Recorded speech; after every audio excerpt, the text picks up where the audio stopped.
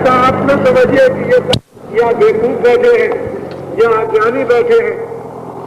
कोई विशेष भगवान की झलक, कोई भगवान का विशेष परिचय इनको मिला है, इसलिए ये इस मैदान में डटे हुए हैं। मैं ये निश्चित करके जानता हूं, इसमें दो बातें नहीं है कि मैं अगर यहां से चुपचाप चला जाऊं, किसी को न बताऊं और ये यहां ढूंढने लगे, आशा ये रखें कि शायद इधर होंगे उधर होंगे, और जब इनको पता चला जाए कि मैदान से चले गए तो आप ये देख लीजिएगा कि 4 घंटे के अंदर ये मैदान खाली हो जाएगा। ये अनुभव कीजिए कि जो इस गंगा धरती,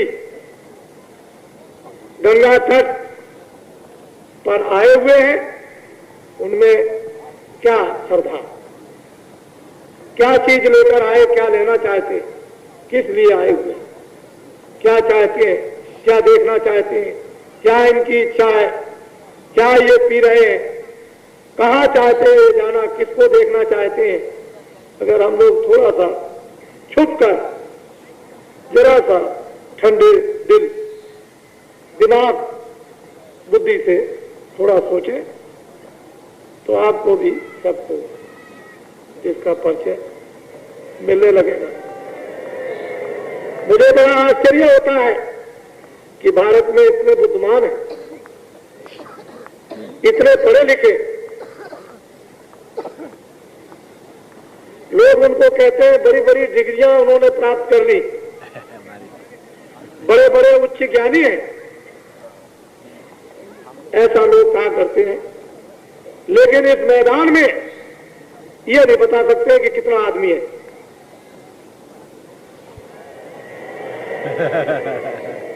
बड़े आश्चर्य की बात, इतना आदमी इस मैदान में, और आप उसका अनुमान न लगा सके तो देश में आपने कुछ नहीं समझ पाया।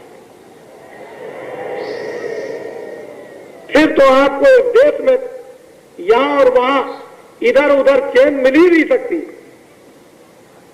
इसलिए आप बहुत सोचें, बहुत समझे, बहुत देखें। और अभी तो 2 करोड़ की बात थोड़े ही दिनों के बाद तारीख आपको बता दी है, सालों से बता रहा हूं, 31 मार्च 80 के अंत समय तक 10 करोड़ आदमी, अभी तो जर्रा भर इनको हो रहा, और फिर कितना होगा कटोरी, फिर क्या पूछना, फिर तो दरिया चलने लगेगा। उस समय पर आप देखिएगा तो सब प्रेमी नर नारी, ऐसा गोपनीय भेद अपने घर में जाने का, 2 ही काम करो, या तो हाथ पकड़ा दो, ऐसा करो कि हाथ पकड़ लो, तो में 2 काम करो, या पकड़ा दो या पकड़ लो। पकड़ने में सुविधा समझते हो तो पकड़ लो, और नहीं पकड़ने में सुविधा समझते हो तो पकड़ा दो। अगर ये समझते हो कि मैं पकड़ करके फिर नहीं छोड़ूंगा तो पकड़ लो, और ये समझते हो कि ये बाजार माया का है, मैं अगर पकड़े रहूंगा कहीं मुझे लुभाने वाली चीजें माया भी मिल गई और मैंने हाथ छोड़ दिया तो मैं भटक जाऊंगा, तो ऐसा करो पकड़ा दो, तो वो कभी नहीं छोड़ेगा। कहीं भी रहो, एक देवी अपने ससुराल में जाती है, मैके में पैदा हुई, 20 बरस मां के साथ, पिता और भाइयों के साथ रही, लेकिन 1 मिनट के अंदर घर का संबंध छोड़ देती। 1 मिनट उसको कोई मोह ममता नहीं रहती है, दिखाने के लिए तो रो लेती है, लेकिन जैसे ही गांव के बाहर गई चुपचाप चली जाती है अपनी ससुराल में। ये क्या है आपको तो मालूम है ना, ये तो जानते नहीं आप। इसलिए प्रेमियों में यही बात, भक्तों में यही बात रही कि 1 मिनट में दुनिया का नाता फट तोड़ देते। कोई उनको कुछ नहीं, चाह गई, चिंता गई, क्या है, किसकी परवाह हो, कौन है।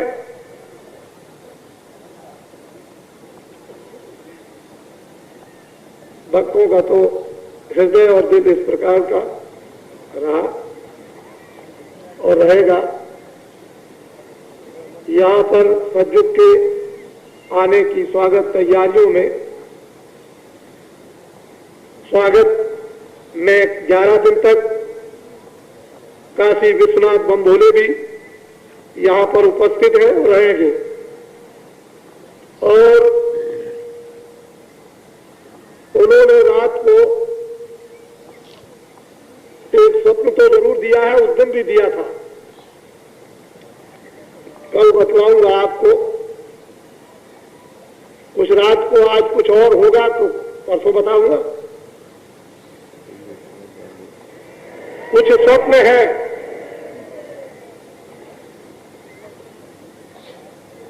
जो स्वप्न आपके सामने बम भोले का आएगा वो सब आपको देखने को मिलेगा। हमने तो आपको ये बताया कि बाबा जी तो अब बताने वाले हैं नहीं, क्योंकि जो बाबा जी को मुसीबत हुई, आपने पूछ पूछ करके आगे क्या होगा, आगे क्या होगा, आगे क्या होगा, आगे क्या होगा, बाबा जी से पूछ पूछ करके और चिल्लाने लगे कि अब ये होगा, अब ये होगा, अब ये होगा। उसमें तो ये मुसीबत दिलवाई आप, और अब आप पूछना चाहेंगे, अब नहीं बताएंगे। अब तो सब काम आपको आंखों से दिखाएंगे, क्योंकि शंकर जी बम भोले यहां पर 11 दिन तक रहेंगे। वो भी ऐसे सतयुग के आगमन स्वागत तैयारियों में सम्मिलित है, जहां पर शंकर जी सम्मिलित हो सतयुग की स्वागत तैयारियों में, और जल पृथ्वी अग्नि वायु आकाश इन 5 देवताओं के सामान एकत्रित कराने में, वह इससे ज्यादा और फिर क्या कहें। मुझे इस बात की कोई फिक्र नहीं, उसके लिए कोई बात नहीं। तो इतना बड़ा महान भारत में जो आपके सामने एक ढिंढोरा, एक संदेश हिंदू मुसलमान ईसाई मानव मात्र इंसानों के लिए आया कि सब लोग होशियार हो जाओ, सब लोग सचेत हो जाओ। जब आपने राम की बात को नहीं माना तो रावण की कितनी अछौनी सेना गई। जब कृष्ण का आपने कहना नहीं माना तो 56 करोड़ और कितना महाभारत में लोग सफाया हो गए। फिर और आपने नहीं माना तो क्या क्या लोगों को दुर्दशाएं भोगनी पड़ी, और जो जो लोग चले गए वो लौट करके फिर अभी मनुष्य शरीर में नहीं आए। 84 का चक्कर काट रहे हैं, नरकों की यातनाएं भोग रहे हैं। फिर ऐसा जीवन किस काम का कि जो लौट करके फिर मनुष्य शरीर में मिले। 84 और नरकों के चक्कर में न मालूम कितने करोड़ों वर्षों तक पड़े रहे। तो इसलिए कुछ थोड़ा बहुत समझकर कहना मानो, कुछ समझने की कोशिश करो। हम इंसान आदमी हैं, भगवान ने हमको सोचने के लिए एक जहन, एक बुद्धि दे दी है, भूत भविष्य वर्तमान के लिए, कि पीछे क्या था, अब क्या है, आगे क्या होगा, पीछे क्या कहता, अब क्या कहता है, पीछे क्या कर्म होते थे, अब क्या कर्म होते हैं, आगे क्या होंगे। इन सब के लिए आपको भगवान ने बुद्धि दी, दिमाग दिया, उससे हम सभी लोग सोचें, विचार करें और अभ्यास, साधना, उपासना, योग, चाहे हिंदू हो चाहे मुसलमान हो, खुदा के घर में भगवान के पास यदि आपको जाना है और जाना होगा तो आपको जो महात्माओं ने रास्ता पहले से मुकम्मल कुदरती था, जिसको कोई काट नहीं सकता, उसी रास्ते पर आप यहाँ से चल देंगे तो अपने घर में, अपने वतन में, अपने देश में मालिक के पास प्रभु के पास पहुंच जाएंगे। उसके लिए आपको निमित्त मात्र सहयोग लेकर, मदद लेकर साधना इसलिए करनी होगी कि आप कमजोर हो गए, खड़े नहीं हो सकते, दुबले हो गए और निबल हो गए, न मन में अब, न बुद्धि में, न इंद्रियों में इतनी दुर्बलता, कमजोरी आ गई कि आप उस तरफ नहीं जा सकते। उसके लिए महात्माओं की जरूरत है कि आप उनका सहयोग लीजिए, और जब आप उसकी तरफ खड़े हो जाएं तो फिर वो और आप दोनों उसके हो जाएंगे। महात्मा फकीरों से क्या मतलब, उनको तो जितना काम करना होता है उतना काम मदद सहयोग का कर देते हैं, फिर मालिक जाने और आप जाने। बस इतनी जो मदद आपको लेनी है, जो आपको सहयोग लेना है वो तो लो, बाकी कहाँ ले जाना है उसी के पास। ये शकल जो बनाई है आपकी और हमारी, ये तो शकल एक ऐसी है कि इसी शकल से ये समझाई जाएगी और इसी शकल से वो शकल समझाई जाएगी। जब तक वो इसमें नहीं आता तब तक इसको नहीं बताएगा और उसको भी नहीं बता सकता। कागज पर हाथों से लिखा जाएगा, आंखें काम करेगी, कान काम करेंगे, जिह्वा काम करेगी, दिमाग दिल काम करेगा, और कागज पर लिखा जाएगा। उसको ना कभी कागज पर लिखता है, ना उसने कभी कागज पर लिखा, वो तो आपको भेजा है तब कागज पर उसने लिखवाया। उसके यहाँ ये कोई कागज नहीं, मट्टी के बने हुए या बांस के बने हुए या धान के बने हुए, यहाँ कोई उसके यहाँ कागज नहीं। ये कागज उसके यहाँ काम नहीं करते हैं, वो तो कुछ उसके यहाँ तो कुछ और ही है, लेकिन आप इसको नहीं समझते हो तो कोई क्या करे। तो प्रेम के साथ, मोहब्बत के साथ और मिलजुल कर हम लोग ऊपर की तरफ चले। अभी तक फंसे रहे, ठीक है, हमको किसी ने नहीं बताया। हम सभी पुस्तकों का आदर करते हैं, मस्तक पर रखते हैं, और बहुत अच्छे फकीर थे। कुरान बहुत अच्छी थी, रामायण बहुत उत्तम है, गीता बहुत अच्छी है, वेदांत बहुत अच्छी है, लेकिन जो उन्होंने कमाई जंगलों में की थी, जो उन्होंने साधना की थी, और जो उन्होंने सत्य जंगलों में एकांत में रह करके निकाला, और फिर जो उन्होंने पाया था, वो तो इस समय पर आपको किताबों के पढ़ने से नहीं मिलेगा, करने से मिलेगा। उन्होंने भी किया, किताबें बाद में बनाई, पहले नहीं, पहले किया, मेहनत की, ज्ञान प्राप्त किया, आत्मा को जगाया, प्रभु का दर्शन, बाद में किताबें बनाई। हम लोग पहले किताबें पढ़ना चाहते हैं और उसकी बात करते हैं। पहले कमाई करो, मेहनत करो, उसके बाद किताबें आपके सामने ज्यों की त्यों आ जाएंगी और सब समझ में आ जाएगी। लेकिन तुम पहले ही से लगे रहोगे, ज्ञानियों के पास जाओगे नहीं, महात्माओं के पास, फकीरों के पास, तो किताबें आपको क्या, फिर इसी बुराई में जो आप जिसमें फंसे हुए हो उसी में लगे रहोगे, फंसे रहोगे। कोई कहेगा ये कुर्बानी ठीक है, तो कोई बकरा बतलाएगा, तो कोई गाय बताएगा, कोई सुअर बताएगा, तो कोई बकरी बताएगा, कोई अंडा बताएगा, कोई शराब बताएगा, तो कोई पति और पत्नी को बताएगा ये ठीक है, तो कोई कुछ कहेगा, कोई कुछ कहेगा। इसी में उलझे रहोगे और इसी समय में बस किराए का मकान, जहाँ श्वास पूरी हुई तहाँ फौरन आपको 1 मिनट में उसने मकान मालिक ने निकाल दिया। तो जल्दी आप, तो इन दिनों में आप यहाँ पर उपस्थित हुए हो, हम आपसे निवेदन करेंगे कि आप एक एक, दो दो आदमी तो अपने जहाँ पर बिस्तर आपका सामान है छोड़ दें, लेकिन ज्यादा तादाद में यहाँ चले आया करो, ताकि सामने बैठ करके आपको नहीं मालूम, आंखें देखती हैं तो उनसे क्या मिलता है, सामने नजर रहती है, सामने शब्द पढ़ते हैं, सामने सूरत मूरत एक दूसरे की दिखाई देती है, उससे क्या मिलता है वो आपको भी नहीं मालूम, लेकिन कुछ समय के बाद तो मालूम हो ही जाएगा। इसलिए सामने रहना चाहिए। पीठ पीछे रहोगे, दूर रहोगे, ना अपनी शकल दिखाओगे, ना देखोगे, तो फिर जो चीज मिलनी होगी वो नहीं मिल पाएगी। इसलिए ज्यादा तादाद में मैदान में आ जाओ और ये बहुत अच्छा तट है, सुहावना है, एकांत है।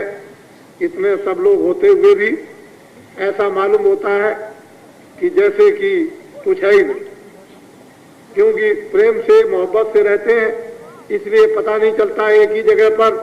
बिल्कुल जैसे कि पतंगे जब लाइट के ऊपर में, वो अपने आप को दीवाना होते हैं, पागल होते हैं, तो एक दूसरे को कोई अपने का उसको ज्ञान नहीं रहता है। वो तो रोशनी देख करके बस उसमें भूल जाते हैं, अपने शरीर की सुध बुध भुला देते हैं। ठीक यही हाल इस मैदान में लोगों को देखने को मिल रहा। कोई किसी का सामान गिर रहा है, कोई बच्चे गिर रहे हैं। इधर अभी कई एक देवियां बैठी थी, खो गई। कोई देवियों को भूल रहा, कोई बच्चों को भूल रहा, कोई पति को भूल रहा, तो कोई कुछ भूल रहा, कोई इधर देखता है तो कोई मौका उठाता है, चलो ये भी काट ले, कोई कुछ ही ले जाए, कोई कुछ ले जाए। लेकिन ये है सब बदहोश, होश नहीं है। वो पतंगे अपने को बिल्कुल उस पर निछावर हो रहे, और खाक की चीज खाक में मिलाकर इस अस्तित्व को मैट करके उसको चढ़ा देना है उस पर। अगर इसको बनावट को मैट करके आपने और असलियत को निकाल करके उस सत्यता को सत्य पे चढ़ा दिया, बस हो गया काम, रह गया, फिर कुछ रहने को नहीं है। तो मंजिल बड़ी ऊंची है। ये मृतलोक है जो दो आंखों से दिखाई देता है, इसकी हदबंदी है, इसकी सीमा है, और उस सीमा के बाद में फिर स्वर्गलोक, फिर उसके बाद सीमा के बाद वैकुंठ लोक, फिर उसके बाद में फिर शक्ति लोक, और फिर उसके बाद में भगवान का लोक जिसको खुदा का कहते हैं, ईश्वर का, और फिर उसके बाद में रब का लोक जिसको ब्रह्म लोक कहते हैं, फिर उसके बाद में बड़े बड़े ब्रह्मांड वो उस पार ब्रह्मांड में, और फिर कितनी त्रिलोकियां और कितने लोक और कितने मंडल बने हुए हैं, वो उस कारीगरी को कौन बताए। यहां से आपको चढ़ करके चलना पड़ेगा, उसके लिए बिल्कुल सीधी सड़क है, ना आपको इधर भटकना ना इधर भटकना, बस केवल इतना ही है कि उस पर खड़े हो जाओ और जो सड़क पर चीज उस पर सवार हो जाओ। वो मोटर है कि हवाई जहाज है कि क्या चीज है, उस पर सवार हो जाओ। और कहीं अगर आपका तार का तार चल गया तो एक सेकंड भी उधर जाने आने में नहीं लगता। इस तरह की चाल, ये तार लगा हुआ है, बिजली बराबर आती जाती रहती है इस तरह से। इसी तरह से सूरत रूह बराबर चढ़ेगी उतरेगी, चढ़ेगी उतरेगी, चढ़ेगी उतरेगी, चढ़ेगी। कितने ब्रह्मांडों को यानी एक सेकंड के अंदर पार कर जाती है।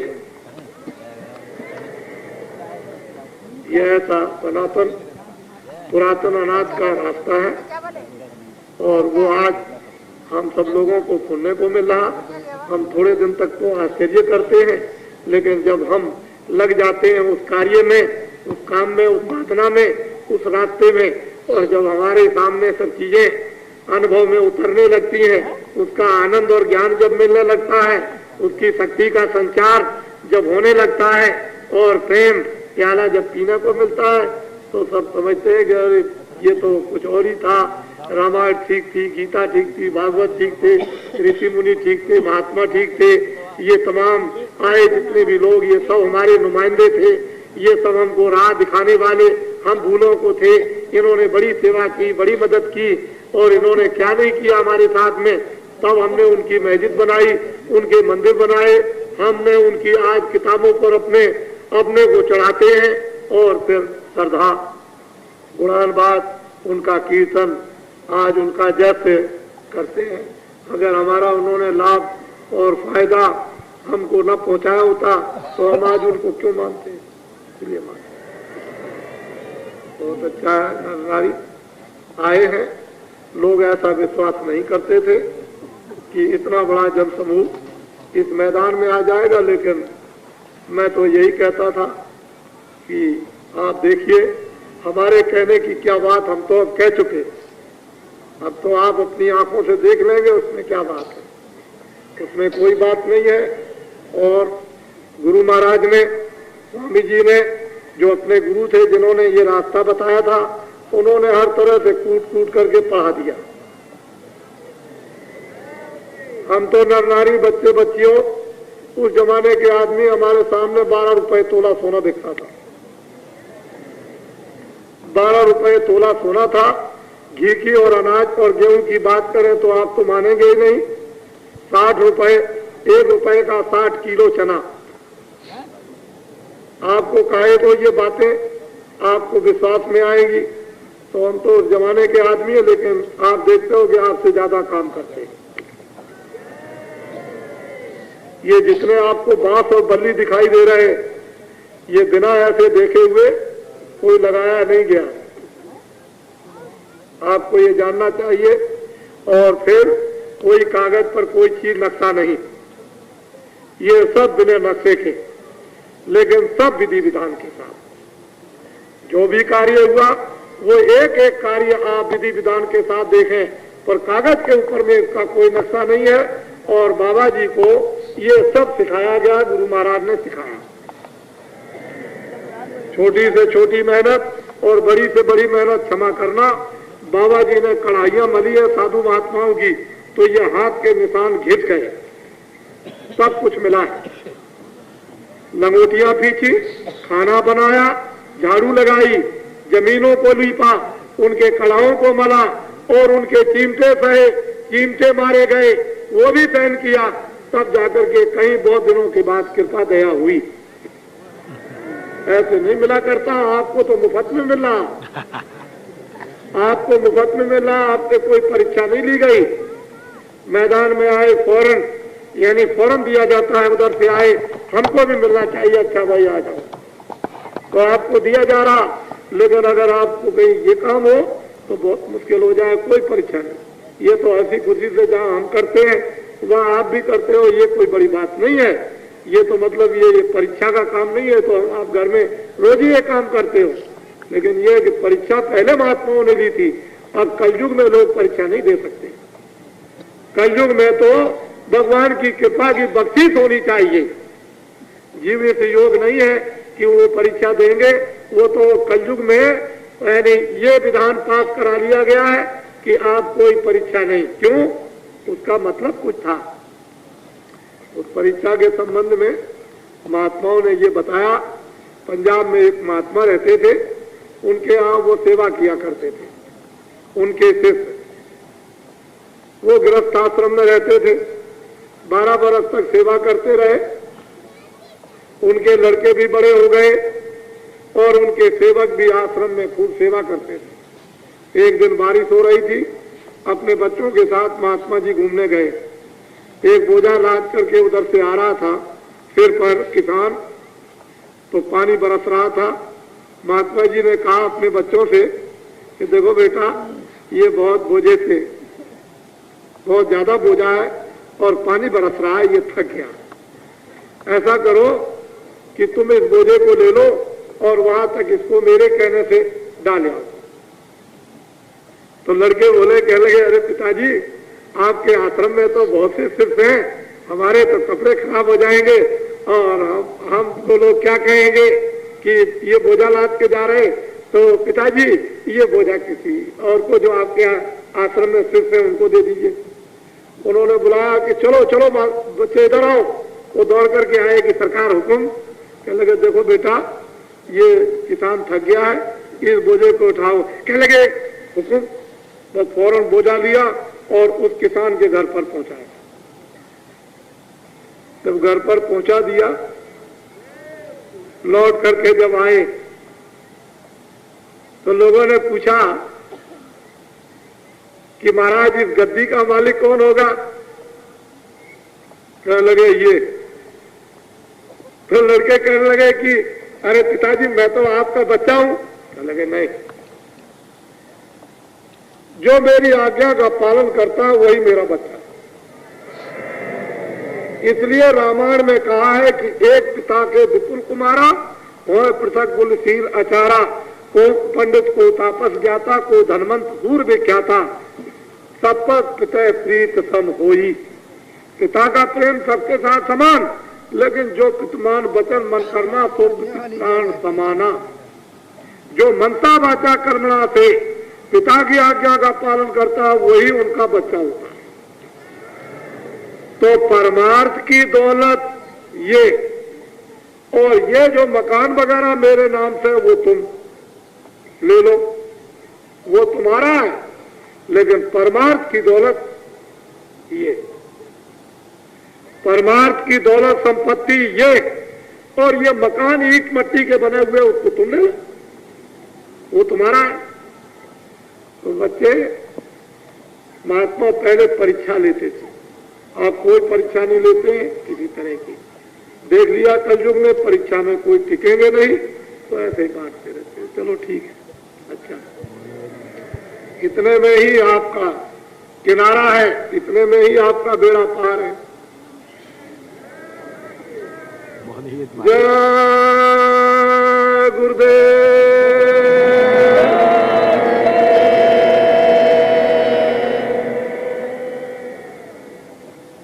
जितना इस समय पर नर नारी बच्चे बच्चियां यहाँ पर सामने हैं, इससे कितने गुना तो ज्यादा अपने अपने बैठे हुए जहां उनके डेरे पड़े। ये आप समझ सकते हो, जो सामने बैठे हैं ये कितने होंगे? बहुत मुश्किल से आपके ख्याल में 500।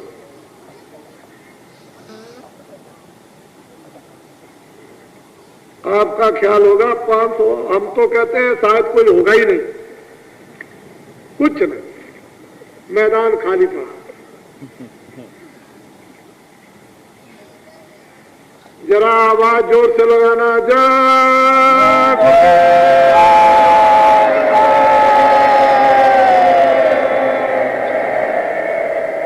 अच्छा, थोड़ा सा आप सामने वाले को जरा चुप हो जाना, सामने वाले चुप रहेंगे, और उधर जो टेंटों में है आप लोग चुप रहो। सामने के जो उधर टेंटों में वो लोग बोलेंगे, टेंटों वाले बोलेंगे जय गुरुदेव। देखिए, कान लगाइए आप कितनी दूर तक, उधर देखिए आप कितनी जोर की आवाज। मैं तो समझता हूं कि आपकी आवाज अगर बोली जाए तो दबा देंगे लोग। ये कहते हैं वहां तो कोई है ही नहीं, यहां कोई नहीं, वहां कोई आदमी नहीं, कुछ नहीं, वहां तो बिल्कुल कुछ है ही नहीं है, वो तो ऐसा कहते हैं। लेकिन आपको मालूम है,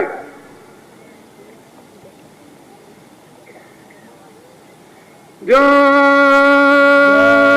गुरुदेव।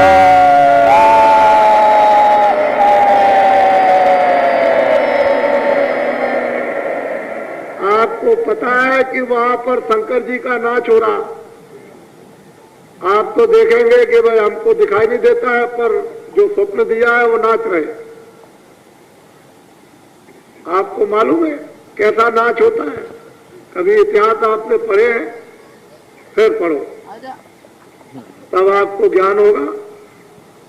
और ये जो यहाँ पर कार्यक्रम हो रहा है उसको सब लोग लिखें, प्रेमी जन सब चीज लिखें, क्या क्या हो रहा है यहाँ पर, कैसे कैसे आए, कहाँ कहाँ से आए, किस किस भाव में आए, क्या बना हुआ, कैसे बैठे हुए हैं, क्या खाते हैं, क्या ले आते हैं, मुठरी गठरी जमीन पर पड़े हैं, कहाँ पर पड़े हैं, क्या इंतजाम है, ये सब की एक पुस्तक बना डालो।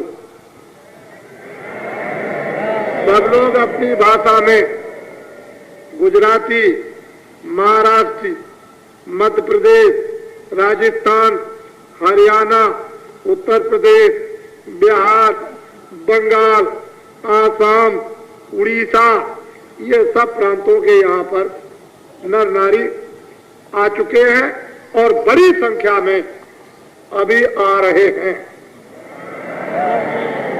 बड़ी संख्या में अभी आ रहे हैं, जिसका आपको अनुमान नहीं है। ये तो अनुमान हमको है, आपको अनुमान ये नहीं है। हमको अनुमान है कि बड़ी संख्या में लोग चले आ रहे हैं, आपको तो देखने को मिलेगा ही। इसलिए इधर भी दर्शन करो, उधर भी दर्शन करो, बीच में भी दर्शन करो, हमको भी अपना दर्शन दो और हमको भी देखो और हम आपको भी देखें और हम और आप उसको देखो। उसको देखिए, ये काशी, अयोध्या, कलकत्ते की तरफ, राजस्थान और जगहों के हमारे विद्वान यहाँ पर इसमें इस सज्जुग आगमन स्वागत तैयारियों में, जिसमें कि भिन्न भिन्न अलग अलग लिखा हुआ है कि कौन सा यज्ञ हो रहा, किसका किस तरफ हो रहा, ये सब वहाँ वेदियों पर दूर से पढ़कर आप देख लें। हम ऐसा प्रबंध करेंगे कि आपको अंदर भी घंटे 2 घंटे देखने का अवसर आपको मिल जाए। तो मैं कोशिश करूंगा कि सभी रास्ते घंटे 2 घंटे के लिए खुल जाएं, जिससे आप इधर से उधर सीधे और उधर से इधर और अंदर भी आप उसको देख सकें और ठीक से और उसका अनुभव आप कर सकें, क्योंकि इस समय पर सब कार्य पूरा हो गया। अब विद्वानों का यज्ञ का कार्य, अब पूजा इत्यादि का प्रारंभ हो गया है और कल उन्होंने बताया दोपहर बाद अग्नि पैदा की जाएगी। उसमें हम आपसे अनुरोध करेंगे कि सभी लोग अग्नि जब उत्पन्न की जाए, प्रकट की जाए, देवताओं को प्रसन्न करने के लिए, क्योंकि देवता कोई रोटी तो खाएंगे नहीं, वो तो कोई दूध पिएंगे नहीं, उनको तो सुगंधी चाहिए, क्योंकि वो तो स्वर्गलोक में, देवलोक में रहते हैं, तो उनका भोजन कोई चावल और सब्जी और मसाले का नहीं है, उनका भोजन तो सुगंधी का। और इत्र से भी इत्र है, और इत्र का भी इत्र और इत्रों का भी इत्र है, और करोड़ों इत्रों का भी इत्र बनाकर उस खुशबू को देवता लेते। तो आप ये समझ लीजिए, आप तो विद्वानों का विद्वत आपके काशी, ये विद्वान भी है, बाहर के आए हुए हैं, और आप उनके उच्चारण को सुने, उच्चारण सुने। शास्त्रों का हो रहा, किसी और का हो रहा, शास्त्रों की विधि हो रही, किसी और की विधि हो रही, ये भी आप देखें। और जो कुछ भी गुरु महाराज ने आदेश दिया है आपको सुनाने का, जो स्वप्न हुआ है, वो बाबा जी आपके सामने सब कुछ रखेंगे, उसको आप सब सुनेंगे। नर नारी बच्चे बच्चियां, तो भाग्य है कि ये सब देखने के लिए इनकी आंखें तरसती थी, लालायित थी, और ये बड़े इच्छुक थे, इनमें बड़ी तमन्ना थी, बड़ी लालसा थी सभी लोगों में। हम तो आपको ये दिखाना चाहते हैं कि यहाँ सब लोग यानी बैठकर किसी से पूछने की जरूरत ही नहीं है। उनको तो 3.5 का एक आदमी होना चाहिए, और वो आदमी आकर के अपनी अपनी तमन्नाओं को मुझे सैन बोर्ड बना ले। मैं तो सैन बोर्ड हूँ, जिसको अपनी अपनी तमन्नाएं बुझानी हो, वो बाबा जी को सैन बोर्ड बना करके बुझा ले। बाबा जी की क्या बात है, वो तो आपके सामने है। तो इसलिए अपनी अपनी इच्छाओं की जो कुछ हो सकता है वो आप पूरी करो। और अब ये तो ऐसा होता है कि जो फकीर, जो महात्मा आते हैं, अपने तौर तरीके, जो भी उनका रास्ता होता है, वो आपके सामने रख देते हैं। पानी पिलाने का गोल बर्तन हो, पानी पिलाने का चपटा बर्तन हो, भोजन बनाने का उल्टा या सीधा हो, आपको तो अपने खाने से मतलब, अपने स्वाद से मतलब, अपने जायके से मतलब, अपने फायदे से मतलब, अपनी तमन्ना बुझाने से मतलब, अपने मजे और आनंद से मतलब। आपको तो अपने मतलब से है। हम उसको उल्टा बनाए, सीधा, चपटा बनाए या क्या था, बड़ा घड़ा हो, छोटा हो, इससे आपको क्या मतलब? आपको तो अपने मतलब से मतलब, फायदे से फायदा। इसलिए हमको मत देखो, आप अपनी चीजों को देखो। बस मैं इतना ही आपसे मिन्नत, प्रार्थना, निवेदन करूंगा। और आप तो बहुत ही, इसमें कोई संदेह नहीं कि बड़े भाग्यशाली हैं कि आपने अपना समय बचा करके यहाँ पर दिया है। और सबको जो बाबा जी ने कहा है उसके लिए बराबर प्रार्थना और आपके लिए मंजूर भी हो जाएगी। जय गुरुदेव।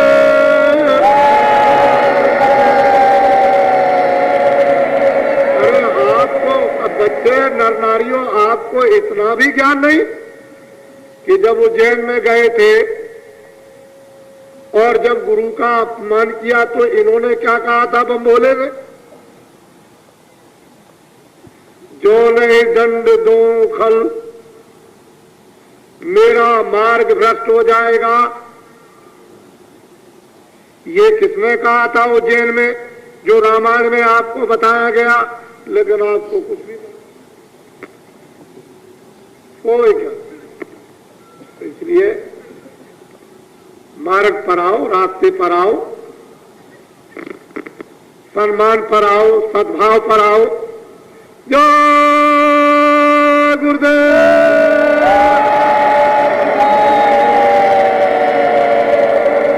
देखो बच्चों, देखो ये है लाउड स्पीकर। जब तक मैं कोई बात न कहूं और आपको काशी में कोई तमाचा मार दे तो आप सहन करना। आपको अभी पता नहीं है कि जो तमाचा सहन करता है, आपको मालूम नहीं क्या? एक महात्मा जी थे, नदी के उस पार से इस पार आए, नाव को साथ ले आए, बाल बनाया, मिल गए दो चार आदमी मजाक बीन। उन्होंने कहा अरे भाई आज तो क्या पूछना है, आज तो परीक्षा करनी है। चंद घुटा मिल गया, जिसने अपनी ये चांद घुटवा ली। वो नाव पर जब बैठ गए तो क्या किया मजाक बीनों ने कि उसको यूं मारा, ऐसे करके ठोका। किसी ने ये किया, किसी ने ये, एक ने जूता उठाया और उसकी घुटी चांद में मार दिया। वो बेचारे कुछ नहीं बोले, महात्मा जी कुछ नहीं बोले, चुपचाप बैठे। थोड़ी दूर जाने पर समूची नाव डूब गई और वो सबके सब मर गए, वही महात्मा बच गए। जब महात्मा जी भी डूबे तो तैर के निकल गए और तो मर गए। लेकिन हाँफते हाँफते हाँफते हाँफते जब गुरु के उसमें आश्रम में पहुंचे तो गुरु ने कहा कि भाई ये कैसे आए, क्यों हाँफते आए? कहने लगे महाराज मैं क्या करूं, मैंने बाल बनाया था, वहां लोगों ने मजाक किया, मैंने कुछ नहीं बोला, मैं चुपचाप बैठा रहा। अरे बेवकूफ और पागल, तुझको तो ये कह देना चाहिए था, इतना ही कह देता कि भाई तुम हमको क्यों मारते हो, तो बेचारे सबके सब बच जाते। तू सब्र करके बैठा रहा तो तेरे सब्र को मालिक ने बर्दाश्त नहीं किया। और देख तेरी वजह से अगर कुछ भी कह देता तो उन सबकी जान बच जाती, नहीं तो वो सबकी जान चली गई। मालिक कभी बर्दाश्त नहीं करता। तो थोड़ा सा ऐसा मत करना भाई हमने कोई गलती नहीं की है, हमको क्यों तमाचा मार दिया, इतना कह देना। अगर इतना भी अगर तुमने और बर्दाश्त कर लिया तो फिर देखोगे क्या होता। बर्दाश्त कुछ नहीं।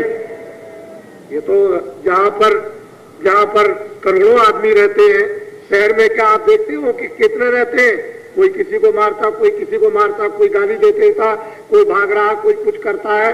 तो क्या अरे क्या तुम इसको देखते हो? तुम नहीं जानते हो कि अगर तमाचा मार दिया तो किसी का कर्जा होता तमाचे में पूरा हो गया। किसी का कर्जा लगा होगा तो बाबा जी ने यहाँ आकर के तमाचे में उसका चुका दिया। ये आपको समझना चाहिए। ये रहना है कि न मालूम किस किस का कर्जा हमने लिया है। और गंगा तट पर शंकर जी जो 11 दिन तक यहाँ भक्ति मुक्ति बांटेंगे, पता नहीं किस किस का कर्जा चुका देंगे। तो बहुत विचार से, जब तक बाबा जी कुछ नहीं बोले तब तक कुछ नहीं। दो तमाचे खा लो। क्या तुमने न मालूम कितनों को लाठी मारी होगी रात को, कितनों के घरों में डाके डाले होंगे, कभी सोचा है? और क्या किया होगा? तो एक आध तमाचा अगर कोई पड़ जाए तो समझना कि इतना भी उसकी दया हो गई।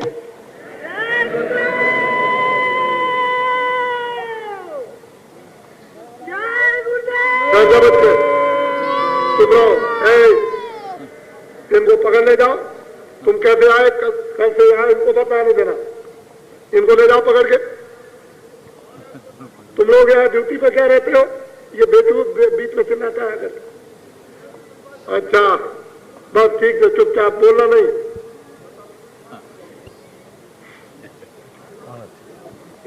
अपने अपने कार्य में सब लोग रहेंगे और भजन 4 घंटे आज से शुरू हो गया। 4 घंटे भजन, उसमें आपको समय देना है 4 घंटा।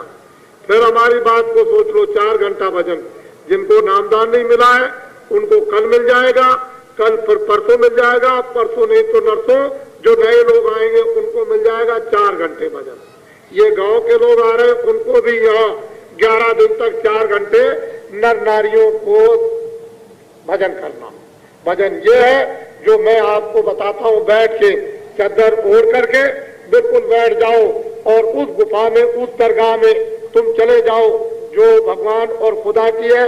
फिर देखो कि तुमको उस दरगाह में क्या क्या मिलता है देखने को, सुनने को, तब आपको मालूम होगा। 4 घंटे आपको भजन करना।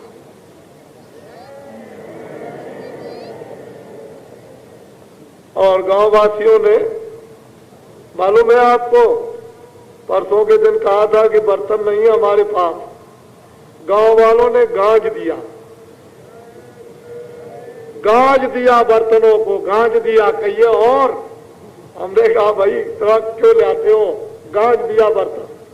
यानी देखिए जब दिल बादशाह बनता है तो क्या होता है। गांव वासियों में कितना उनका मालूम तो होता है। अरे दिल तो दिल ही है। दिल क्या है, जब वो 1 पैसा चढ़ाया था उस बुढ़िया ने ईसा मसीह के उस चर्च बनने पर, तो टॉप पर लिखा गया था बुढ़िया का नाम। बड़े बड़े पूंजीपतियों ने कहा कि हमने लाख दिया, 50,000 दिया। अरे भाई तुमने जो दिया उसमें से बचा के दिया।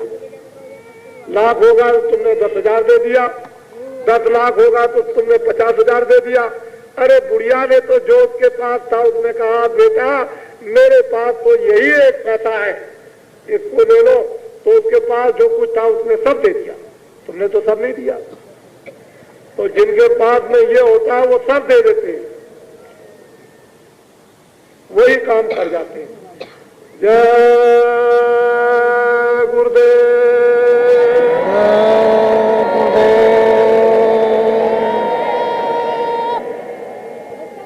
और देखो बच्चों, हमारी बच्चियां आती हैं अपने अपने परिवार के साथ में, तो रात्रि को शाम हो जाती है तो उनको जब जाने लगे तो वहाँ ठीक से नाव में बैठा देना प्रेम के साथ, ताकि उनको कोई तकलीफ ना हो।